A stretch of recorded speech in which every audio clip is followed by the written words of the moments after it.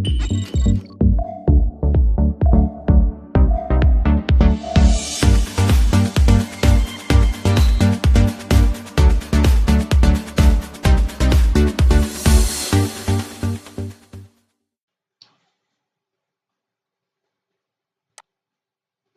मित्रांनो. तर आज डिस्कस करूया EVS एन्व्हायरमेंट 201 कोड. याच्यातील चॅप्टर आहेत पर्यावरण व संकल्पना, पर्यावरण व समाज परस्पर संबंध, संरक्षण व संवर्धन, निसर्ग व पर्यावरण. इम्पॉर्टंट चॅप्टर आहे नागरीकरण व औद्योगिकरण, जलव्यवस्थापन आहे, जंगले वने आहे, शेती आहे, पर्यावरण विषयक चळवळी आहे, जागतिक पर्यावरण संरक्षण आहे, आणखी वातावरणातील फेरबदल आणि जैविक विविधता आहे.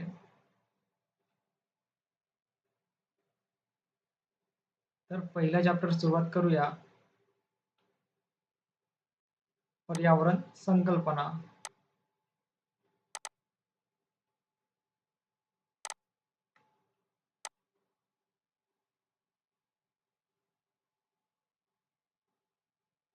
तर आपण बघूया पर्यावरण म्हणजे काय.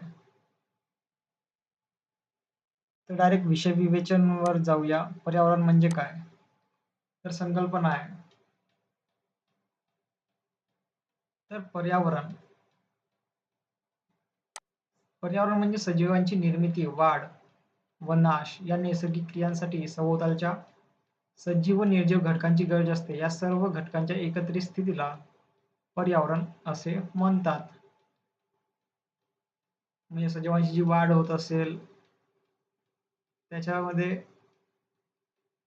सजीव निर्जीव अशा दोन्ही घटकांचा समावेश असतो. काही क्रिया होतात, या सर्व घटकांचा जो मिळून बसलेला सभोवतालचा परिसर त्याला म्हणतात पर्यावरण. सजीवांची निर्मिती, वाढ व नाश या नैसर्गिक क्रियांसाठी सभोवतालच्या सजीव व निर्जीव घटकांची गरज असते. या सर्व घटकांच्या एकत्रित स्थितीला पर्यावरण असे म्हणतात. तर सभोवतालची परिस्थिती अनेक घटकांपासून बनलेली असते व सर्व घटक सातत्याने एकमेकांवर परिणाम करत असतात. या सर्व घटकांचा अभ्यास केला तर असे लक्षात येते की हे घटक दोन प्रकारचे असतात. पर्यावरणामध्ये सजीव असते व निर्जीव असते. काही घटक नैसर्गिक असतात तर काही मानवनिर्मित असतात. या सर्व घटकांचा या परस्परांशी संबंध येतो, त्यातूनच एकत्रित स्थिती निर्माण होऊन पर्यावरण तयार होते.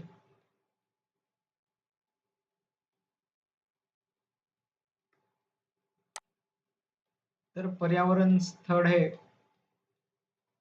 हे स्थळ व काळाप्रमाणे बदलत जाते. म्हणूनच पर्यावरण स्थिती याला स्थल कालसापेक्ष असे म्हटले जाते. म्हणजे पर्यावरण जागेनुसार, काळानुसार बदलत जाते. एका प्रदेशाचा पर्यावरण वेगळ्या प्रकारचे असू शकते, तिचे वातावरण, आणि दुसरा प्रदेश वेगळ्या प्रकारचा असू शकते. तिची झाडे, वनस्पती, प्राणी वेगवेगळ्या प्रकारचे असू शकतात. उदाहरण द्या तर समुद्र किनाऱ्यावरील व हिमालयातील पर्यावरणीय स्थितीत फार मोठा फरक दिसून येतो. किंवा मग हिमयुगात जेव्हा पृथ्वीवरच्या तापमानात घट झाली तेव्हा त्या ठिकाणी असलेले प्राणी, वनस्पती, वातावरण वेगळे होते व बऱ्याच प्रमाणात या कमी तापमानामुळे डायनासोर सारख्या सजीवांचा नाश झालेला आढळतो. अतिशीत तापमानात टिकून राहतील असेच व सजीव शिल्लक राहिले. त्यानंतर तापमानात वाढ झाली व यात हिमयुगातील सजीवांचा नाश होऊन जे सजीव उष्ण तापमानात राहू शकतात ते फक्त टिकून राहिले. एकाच काळात भिन्न भिन्न प्रदेशात भिन्न भिन्न प्रकारचे पर्यावरण आढळून येते. पर्यावरण जीवसापेक्ष असते, कारण एका पर्यावरणातील सजीवांना दुसऱ्या पर्यावरणात पोषक परिस्थिती नसते. जर उदाहरण घ्यायचं असला तर पाण्याबाहेर काढलेला मासा तडफडून मरतो. म्हणून पर्यावरण जीवसापेक्ष असते. इम्पॉर्टंट मुद्दा, पर्यावरण जीवसापेक्ष असते. तर जमिनीवरचे प्राणी पाण्यातील कमी प्रमाणात असलेल्या व श्वसनास निरुपयोगी असलेल्या विद्राव्य प्राणवायूमुळे मृत्यू पावतात. जो ऑक्सिजन असते तो जो पाण्यामध्ये ऑक्सिजन मिक्स असते तो जमिनीवर राहणाऱ्या प्राण्यांना पाण्यातून तो ऑक्सिजन घेता नाही येत.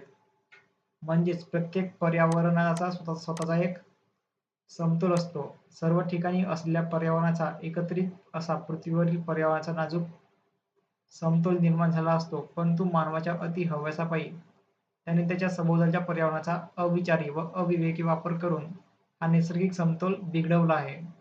आज मानवाच्याच नव्हे तर सर्व पृथ्वीच्याच अस्तित्वाचा प्रश्न उभा राहिला आहे.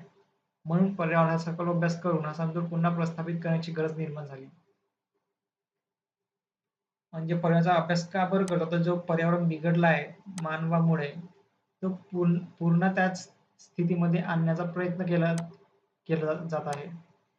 म्हणून औद्योगिक क्रांती मानवाच्या विकासाबरोबर पर्यावरणाचा ऱ्हास सुद्धा झाला आहे. म्हणून तो टिकवून शाश्वत ठेवण्यासाठी पर्यावरण हा नवीन विषय इथे शिकावा लागत आहे.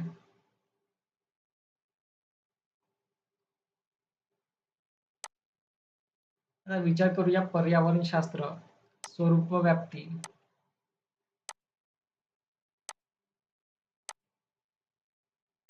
तर पर्यावरणशास्त्र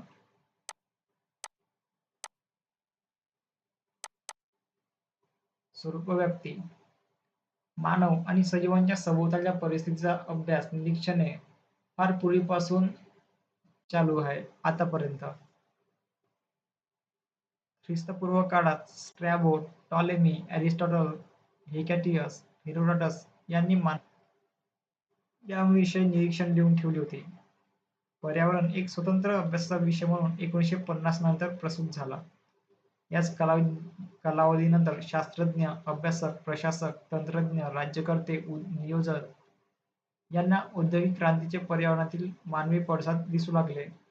प्रदूषणाचे प्रमाण हळूहळू लक्षात येऊ लागले व तेथूनच थेट 1972 मध्ये 5 जून रोजी स्टॉकहोम, स्वीडनमध्ये या शहरात पर्यावरण विषयक समस्यांचा उहापोह करण्यात आला.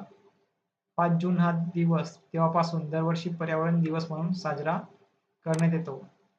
आधुनिक काळात पर्यावरण व मानवी समाजांचा अभ्यास हे पर्यावरण विज्ञानाचे मूलभूत अंग मानले जाऊ लागले. तर बघूया पर्यावरणाची व्याख्या. तर शास्त्रज्ञांनी पर्यावरणशास्त्राच्या व्याख्या केल्या आहेत. त्यातील काही महत्त्वाच्या व्याख्या बघूया. तर पहिली आहे, पर्यावरणशास्त्र म्हणजे विविध परिसंस्था प्रणालींच्या परस्पर संबंधातील संतुलक तत्वांचा शास्त्रीय अभ्यास होय. पर्यावरणशास्त्र म्हणजे विविध परिसंस्था प्रणालींच्या परस्पर संबंधातील संतुलक तत्वांचा शास्त्रीय अभ्यास होय. विविध परिसंस्था म्हणजे वेगवेगळ्या ठिकाणच्या पर्यावरण त्यांचा एकत्रित अभ्यास. पर्यावरणातील दुसरी डेफिनेशन आहे, पर्यावरणातील सर्व सजीव निर्जीव घटकांचे संवर्धन.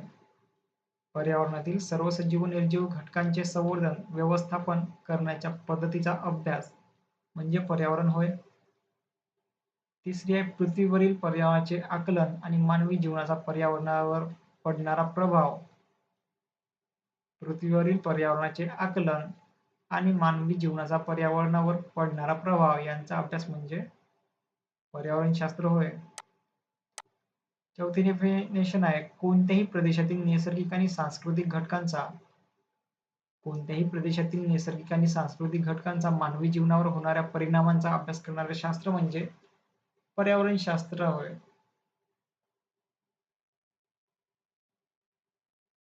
म्हणजे आपण म्हणू शकतो, या सर्व व्याख्या वाचल्यावर आपण असे म्हणू शकतो की पर्यावरण म्हणजे मानव राहत असलेल्या ठिकाणाच्या सभोवतालची परिस्थिती. तर तिचा उपयोग मानव स्वतःच्या विकासासाठी करतो. या सर्व परिस्थितीचा व त्यातील प्रक्रियांचा प्रभाव त्याच्या उद्योजकतेवर होतो. तसेच मानवाच्या उद्योजकतेचा परिणाम त्याच्या परिस्थिती पर्यावरणावर होतो. तर बघूया गतिमान शास्त्र.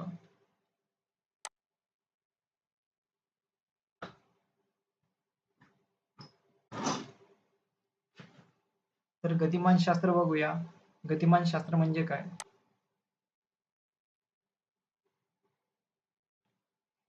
तर पर्यावरण एक गतिमान शास्त्र आहे. तर पर्यावरणात अनेक घटक आहेत व या सर्व घटकांचा अभ्यास स्वतंत्रपणे अनेक विषयांमधून केला जातो. त्यामुळे पर्यावरणशास्त्राचा व्याप्ती खूप वाढली. तसे हे शास्त्र आंतरविद्याशाखीय असल्याने अतिशय गतिमान व सतत प्रगमनशील शास्त्र आहे.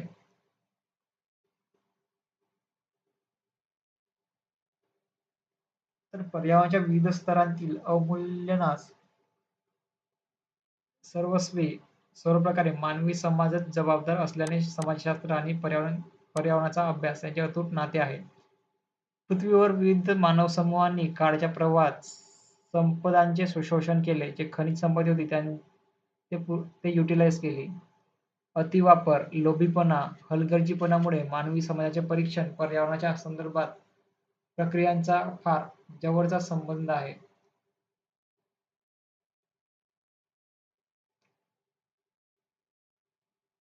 तर आपण बघूया पर्यावरणातील घटक.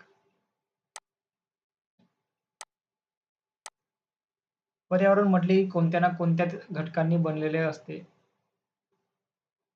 या घटकांची यादी करायची झाली तर आपण भूमी व त्याखालील भूजलापासून सुरुवात करायला हवी. पर्यावरणाची खऱ्या अर्थाने सुरुवात भूजलापासून होते. मुख्यतः ज्या प्रदेशात सजीव केवळ पावसाच्या पाण्यावर अवलंबून असतात, तिथे भूजलास अनन्यसाधारण महत्त्व असते. जसा उदाहरण घेतला तर वाळवंटातील जीवसृष्टी भूजलावरच अवलंबून आहे. भूजल, खडक आणि माती हे 3 घटक सजीवांच्या सृष्टीची पत ठरवतात.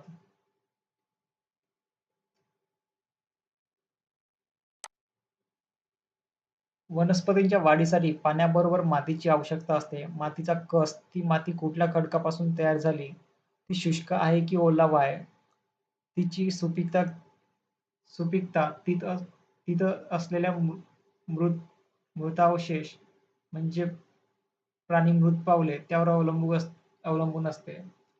विशिष्ट पर्यावरणात उगवणाऱ्या वनस्पती वेगवेगळ्या असतात. उदाहरणं म्हणजे हिमालयातील वनस्पती महाराष्ट्रात कधीच नीट वाढू शकणार नाहीत किंवा उगवू शकणार नाहीत, कारण सागर सपाटीपासून उंची, तापमान, पर्जन्य, सूर्यप्रकाश, माती असे विविध घटक हिमालयातील वृक्ष वाढण्यास मदत करतात. त्यातील कमतरता किंवा अधिकता त्या वृक्षांच्या वाढीस प्रतिकूल ठरते. म्हणून महाराष्ट्रात पठारावर बाभूळ, करवंदी, आंबा, पिंपळ या वनस्पती आढळतात किंवा कोकणातला हापूस आंबा दुसरीकडे येत नाही, कारण त्याचे कारण आहे जमीन, पाणी, हवामान, वनस्पती व त्या भागातले सजीव या सगळ्याचा परस्पर संबंध आहे. एखाद्या भागामध्ये ज्या वनस्पती उगवतात त्यावर अवलंबून तिथे प्राणीसृष्टी वाढत असते. पर्यावरणातील सर्वच घटक अशा प्रकारे परस्परावलंबी असतात. काळाच्या ओघात त्यांच्यातील परस्पर प्रक्रियांची एखाद्या विशिष्ट भौगोलिक स्थानाचे पर्यावरण निश्चित होत असते. यालाच या ठिकाणाचा पर्यावरणाचा समतोल असे म्हटले जाते. काळाच्या ओघात काळाच्या ओघात त्यांच्यातील परस्पर क्रियांनी एखाद्या विशिष्ट भौगोलिक स्थानाचे पर्यावरण निश्चित होत असते. यालाच या ठिकाणाचा पर्यावरणाचा समतोल असे म्हटले जाते. महत्त्वाची गोष्ट अशी की काही कारणांनी या घटकांपैकी एखादा जरी घटकाचे प्रमाण कमी जास्त झाले तर पर्यावरणाचा समतोल ढासळतो आणि त्याचा परिणाम सर्व घटकावर होतो. म्हणजे एक घटकावर परिणाम झाला तर त्याचा परिणाम सर्व घटकावर दिसून येतो. तर पर्यावरण ही केवळ एक संज्ञा नसून अनेक नैसर्गिक व मानवी घटकांचा अंतर्भाव असलेली एक गुंतागुंतीची संकल्पना आहे. पर्यावरणातील या विविध घटकांची एकमेकांवर सतत क्रिया-प्रक्रिया होत असते व त्यातूनच प्रादेशिक विविधतेचा उदय होतो. पृथ्वीवर सर्व घटक अस्तित्वात असतात. फरक काय? तो केवळ त्यांच्या असमान वितरणात असतो आणि त्यामुळेच विविधता आढळते. उदाहरण बघितला तर टुंड्रा प्रदेशातील शीत वाळवंट, सहारातील उष्ण वाळवंट, समशीतोष्ण प्रदेशात सूचिपर्णी वने, तर कधी उष्ण कटिबंधात विषुववृत्तीय घनदाट अरण्ये. ज्याप्रमाणे भौगोलिक परिस्थितीत बदल होत जातो, त्याप्रमाणे हवामान, मृदा, सजीव यांमध्येही बदल होत जातो व या सर्व घटकांचे एकमेकांशी दृढ नाते प्रस्थापित होऊन प्रादेशिक पर्यावरण तयार होते.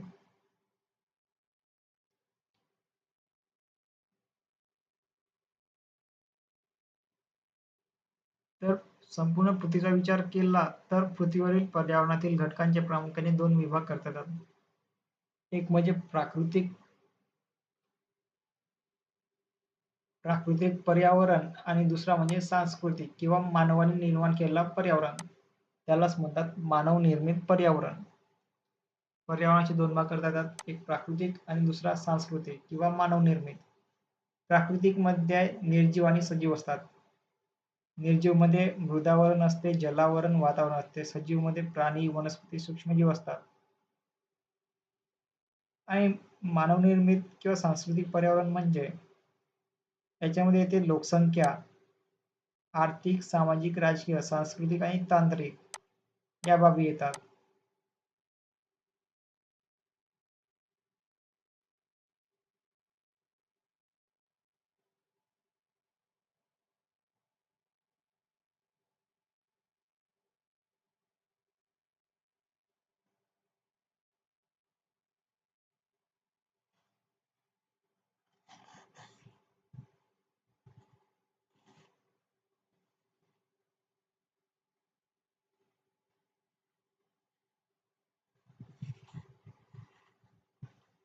आता पर्यावरणातील या सर्व घटकांचे आपापले एक स्थान व महत्व असते. या सर्व घटकांच्या एकत्रित परिणामातून विविध प्रकारची पर्यावरणे उदयास येतात. पुढे बघूया प्राकृतिक किंवा नैसर्गिक घटक. पर्यावरणाचे प्राकृतिक किंवा नैसर्गिक घटक.